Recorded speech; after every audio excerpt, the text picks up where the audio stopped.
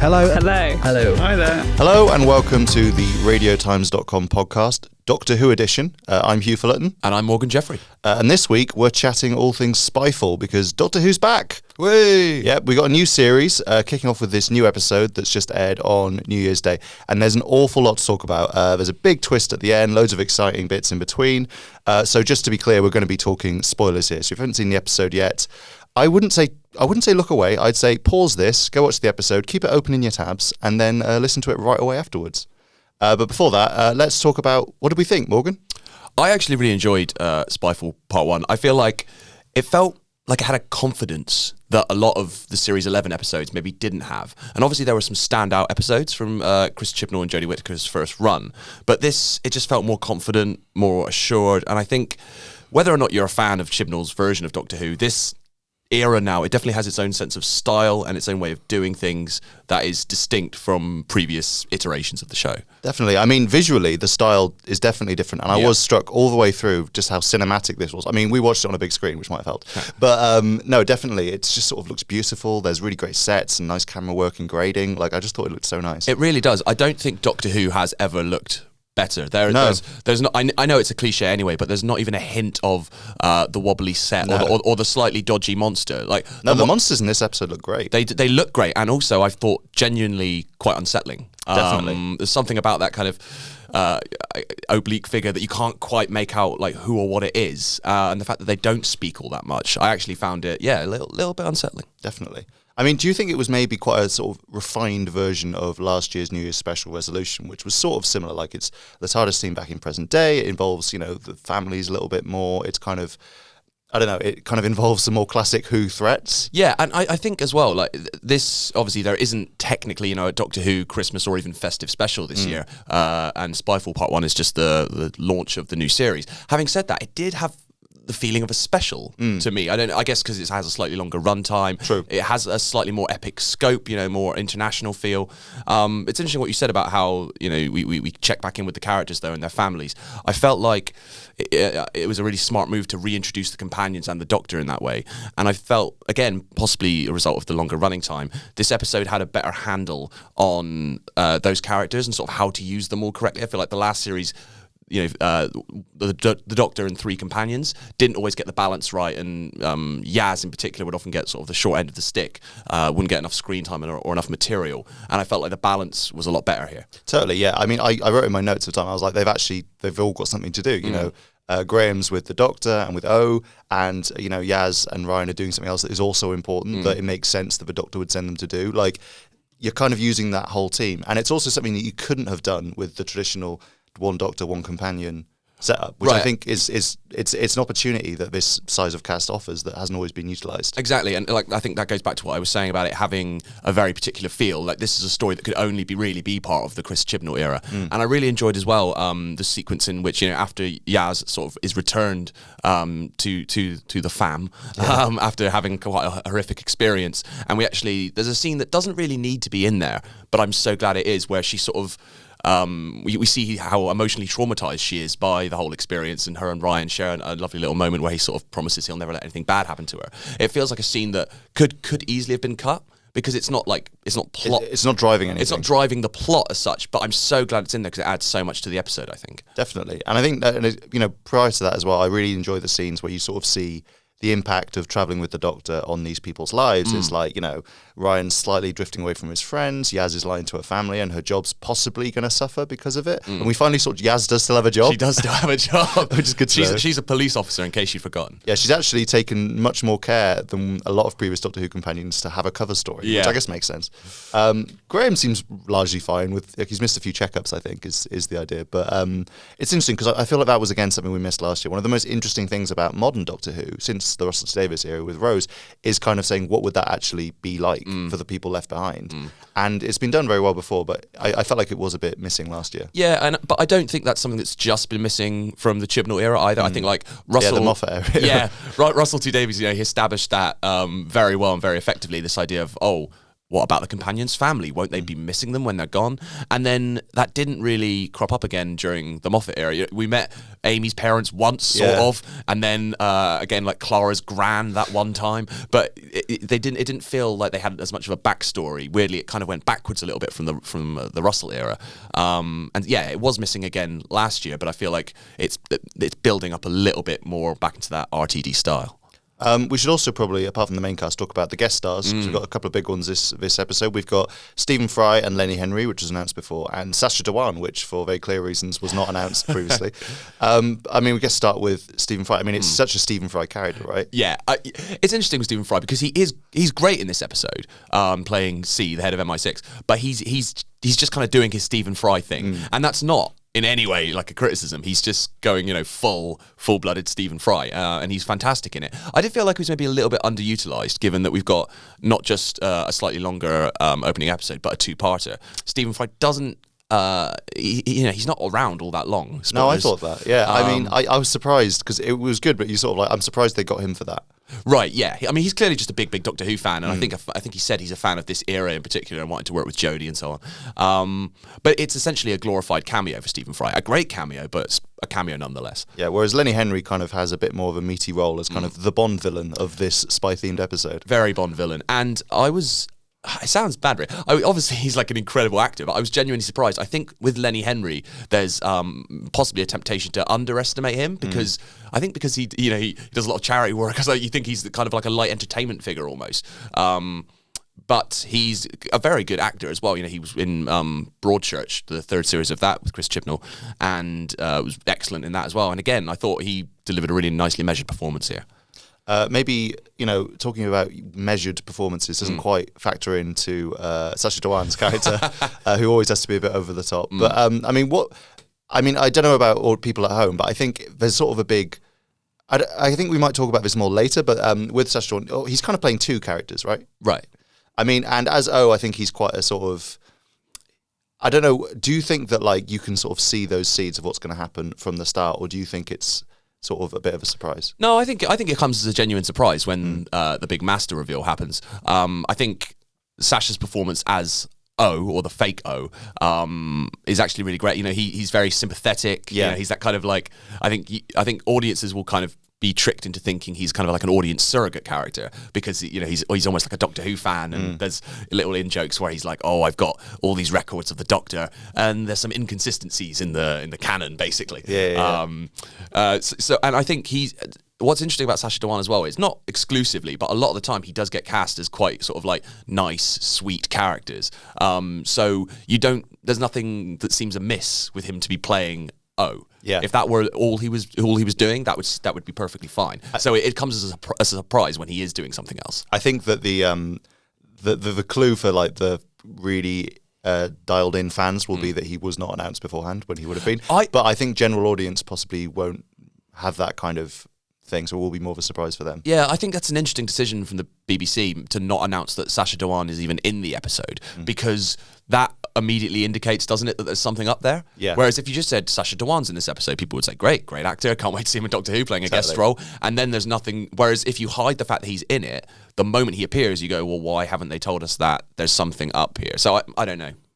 Possibly a mistake there. Well, we'll talk more about that in a second, but first we should talk a little bit about the plot of the episode, which we haven't really delved too much into. I mean, obviously people listening to this have seen it, so you know what it's about, but it's quite complicated, isn't it? It's this sort of, all these spies are being killed by these sort of phasing light monsters, I guess you'd call them. Who turn out to be alien spies themselves. Yeah, so they're doing spy stuff. It reminded me a bit of that Agatha Christie episode where the Wasp is pointlessly doing like Cluedo-style murders because he's absorbed this book. It's sort of, I wondered if it was something like that, where like they're acting like spies because there's some sort of things being imposed on them, or whether they're actually spies who want to do like human spycraft. Yeah, it's one of many questions. I think actually, well, we haven't seen part 2 yet, we should say, and this is a really strong first episode, I think, but a lot will rest on how the story resolves, simply because there are so many big questions posed here. So you've got like who and what are the aliens, and what really is their end game, what's going on with Lenny Henry's character, and he's only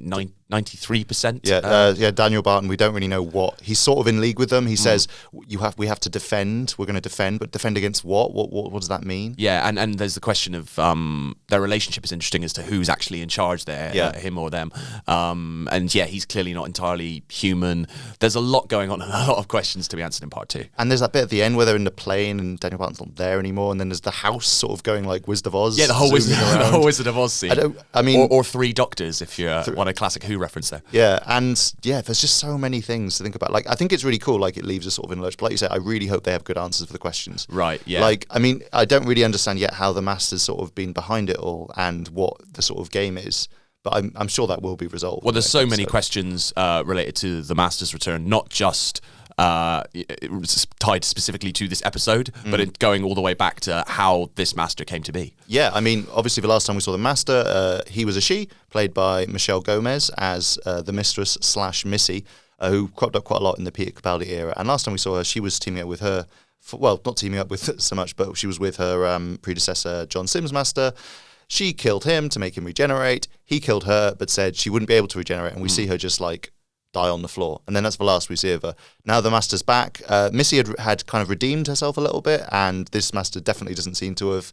Obviously, he's alive. It seemed like he'd maybe taken the appearance of O. I wasn't quite sure about that. Yeah, so I think sort of Chibnall's take on the Master is quite classic series influenced. Yeah. So there's a lot of stuff in this episode that harks back to the 80s in particular. So the Master snatching bodies is something that goes back to the sort of 70s and 80s. And that seemed to be the implication here. Not that Sacha Dhawan is a new regeneration necessarily, but he's maybe sort of stolen or copied the original O's body. There's also a fan-pleasing return for the tissue compression eliminator. Couldn't believe it. The TCE is back. I couldn't believe that made it in. Complete with a tiny little O in a matchbox. Oh, that was amazing. Loved it. I do wonder as well to what extent this stuff will be explained and to what extent it will be kind of left to audiences to work out. Well, I think there's two big questions with the Master's return. One is, how did Missy survive to become Sacha Dhawan's Master? That's something that I don't know if we'll get a clear answer to, because the Master on many occasions has just sort of survived death with little to no explanation. I mean, John Sim died several times. Yeah. And again, going all the way back to like the 70s and 80s, the Master would pretty much die at the end of every story and then just turn up in the next story with no explanation as to how. He was a walking corpse for quite a long time. Well, exactly right. The other question as to why the sort of redeemed figure of Missy has become classic evil Master, if you like, is more interesting. And I think we will hopefully get some answers to that one. Yeah, I hope so. Like my thing is as well, like I'm aware that like Chris Chibnall has said before that he wants the series to be really accessible and he wants it to be very much open to new viewers.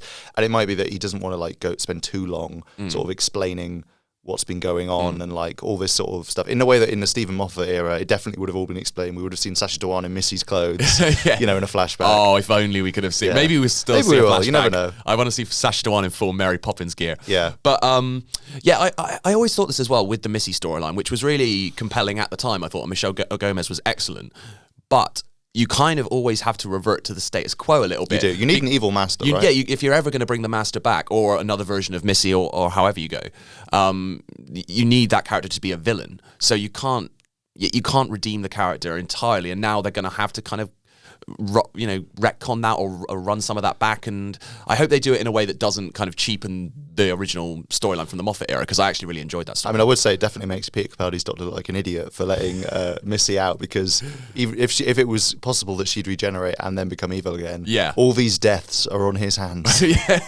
Anyway, I think it's a pretty exciting cliffhanger, and like I said, I'm really interested to see how he's behind it all, and like presumably, this isn't. It could be that he's vanquished within this two-parter, but I'd be surprised. So it could be that this is a character that we'll keep seeing this series and maybe future series. Well, we know we've seen clips from the trailer. The Doctor talks about some kind of force that's pursuing her and her friends. Possibly that's the Master, although you would think she would refer to the Master by name, so possibly that's something else. Obviously, we have lots of returning threats this year, so we have the Jadoon, the Cybermen, and then the Master on top of that. So that mysterious force could be referring to any one of them, or indeed something entirely new. And also, of course, the Master says something. He says, everything you think you know is a lie, or words to that effect. And that seems really interesting, because that is just sort of the sort of thing the Master might say. But also, that seems to suggest that there's going to be this big twist on Doctor Who canon. There's been loads of rumours online about what it could mean, like maybe the Doctor had more regenerations, things like that. Or maybe, the Doctor isn't isn't as squeaky clean as we thought. Maybe there's something more going on in the past that we're going to bring in. Who knows? Like the Timeless Child? Oh, come on. We've got to pay off the Timeless Child. Timeless Child? I can't be bothered to go into all the Timeless Child stuff right now, but yeah, basically check out our articles on radiotimes.com about the Timeless Child, which is a sort of arc that started last series that was never really resolved about some aspect of the Doctor's past that she's repressed, I think. And potentially the Doctor could be the Timeless Child, or I mean, even at the time, people were saying, "Is the Master the Timeless Child?" Because it's just one of those things, isn't it? Is it the Master? Is it the Rani? Is it the Valeyard? Yeah. But now the Master is back. Potentially the Master is the Timeless Child, whatever that might mean. I think that line as well about everything you know is a lie. Maybe that plays into exactly why the Master has reverted to old form. If Missy / the Master felt she was betrayed in some way by the Doctor, by the Time Lords, by something else, that could explain why that redemption arc has kind of rolled itself back. I feel like we're also maybe being teased a bit of a break between the Doctor and the TARDIS team, because obviously the Master kind of, when he's sort of teases Graham towards finding out a bit about the Doctor's life, and Graham sort of says that they've heard her make jokes about being a man before, but they didn't take them seriously, and also whenever they ask her where she's from, she sort of dodges the question. And I feel like they've sort of, the cast and Chris Chibnall have sort of said in interviews that this is the year that like they're going to find out a lot more about her. Like he said to me that the last series they didn't mention Gallifrey, they didn't mention Time Lord. Those things will be mentioned this series. So I feel like that might be interesting. I felt like it was maybe the Master starting to sow some seeds of distrust, but then it turned out he was like an evil guy at the end anyway, so it doesn't really matter. But that would be an interesting path to go, because last series was all very much about building up those relationships between the Doctor and the fam. So it would be interesting if this season we see, as you say, some seeds of distrust sown and their relationships having some issues. They're really cemented now, so this would be the time to start to sort of try and break them apart, if only so that they can come back together at the end. Yeah. I think we've pretty much covered everything. Next week looks pretty exciting. We saw a little next time trailer at the end. Lenny Henry's Daniel Barton is still there. He promises the end of your lives, which could be a regeneration reference, could be, just a threat to multiple people. And yeah, we're looking forward to it. Like we haven't seen it, like we said, but we've heard it's, a bit of a different tone. It's going to resolve this big cliffhanger. So yeah, and we don't have very long to wait. We've only got a few days. So yeah, it's pretty exciting. Yeah, I'm very excited for Spyfall Part 2, and I think like bringing back the two-parters in general, like going off again, there's a lot to pay off in Part 2, but I think it just gave this opening episode more time to breathe. It allowed Chris Chibnall to use the characters and the cast more effectively, and there's more two-parters to come later in the series as well, and I think I understand why they went for single episodes entirely last series, but I do feel like reintroducing the two-parters was a very smart move. Definitely. I mean, if nothing else, it gives them lots of room for more James Bond jokes. And who could argue with that? And cliffhangers. Who doesn't love a cliffhanger? And that was, a stonking cliffhanger. Yeah. Well, listen, we'll be back for future episodes, hopefully. But thank you so much for listening. And please check out our Doctor Who coverage on radiotimes.com. We've got all sorts talking about The Master and the new series, and we've got exclusive chats with Chris Chibnall and the cast. But for now, I'm going to say goodbye. Goodbye. And thanks for listening.